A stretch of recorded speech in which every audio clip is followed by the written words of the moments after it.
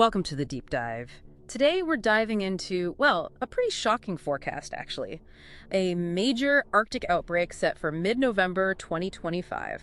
We're talking peak cold around the 10th, 11th. Yeah, and the sources we're seeing, they're throwing around words like historic, forecasting temps maybe 20, even 30 degrees below normal. Exactly. And that raises big questions about potential record lows way down south, plus the first big lake effect snow setup of the season. So our mission today is really to unpack why this is happening so early and so intensely, and figure out if that historic label really fits. Okay, so where do we start? This isn't just random cold, right? Not at all. You actually have to look way, way up, like almost 30 miles high into the stratosphere. It's all being kicked off by a pretty rare early season stratospheric warming event.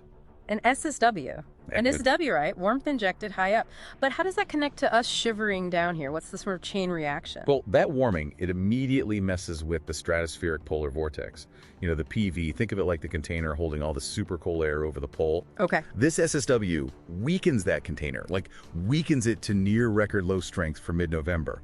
And when that happens, the vortex kind of loses its grip. Ah, so the lid comes off the Arctic freezer, basically. Pretty much. It allows that really frigid air mass to just spill out, escape southward more easily. And the jet stream then acts like the pathway for that escaping cold. Exactly right. That disruption filters down into the troposphere where our weather happens.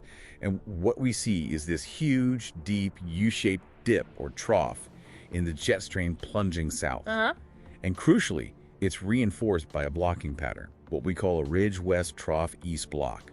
That block acts like a big atmospheric wall, locking that trough and the cold air in place over the east. Okay, so the mechanism seems clear. Stratosphere warms, vortex weakens, jet stream dives south, block holds it there.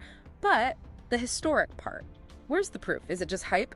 Well, it's geographically specific, I'd say. The real historic potential is concentrated in the deep south. Yes, the Midwest gets cold, like December cold, 20, 30 degrees below normal highs. But the shocker is farther south. Yeah, it's how far south that freeze line is forecast to push. We're talking close to I-10. That's unusually far, especially this early. And you mentioned North Florida specifically, like Jacksonville. That's the key example our sources point to. For Tuesday, November 11th, the forecast low is somewhere in the mid-20s Fahrenheit. Mid-20s, okay.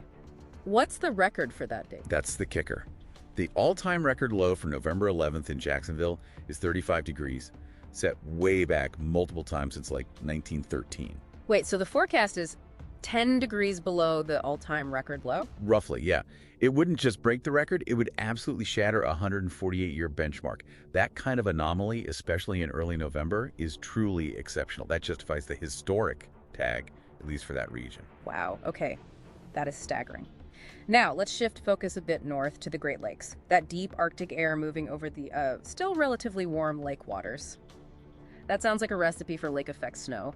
Oh, absolutely. Textbook setup. Lakes Erie and Ontario especially. You have that extreme temperature difference between the cold air and the warmer water, creating massive instability, perfect for LES. And we're seeing some big numbers thrown around, maybe 2 feet. Yeah, some high-end projections are mentioning up to 2 feet in the traditional snowbelts downwind of Erie and Ontario. And look, given the setup, that's plausible. It's a possible high-end scenario. But there's some uncertainty there, isn't there? If you look closely at the official guidance. There is. The NWS technical discussions are quite clear, actually. They explicitly state that specific accumulation amounts are still in question. Confidence isn't super high on those exact top-end totals. Why the uncertainty? What's the holdup? It comes down to the models diverging on the exact track of a secondary low-pressure system expected to develop along the East Coast. Okay. And that secondary low matters because its precise track dictates the exact wind direction over the lakes. And lake effect snow bands are incredibly sensitive to wind direction, the steering flow. A slight shift can move a heavy band 20 miles north or south.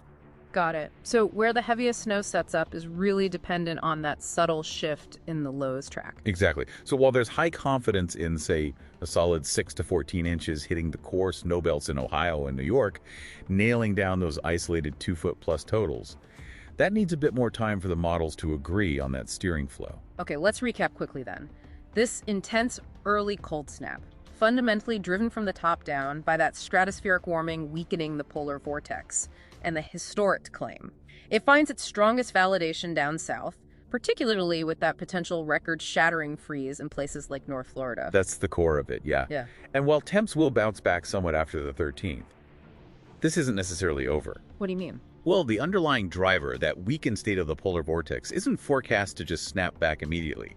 Models suggest that weakness could persist well into December. So this mid-November blast. It might not be just a freak event, but more like the opening shot. That's exactly how some long-range outlooks are framing it, like the opening salvo of a potentially longer-lasting pattern.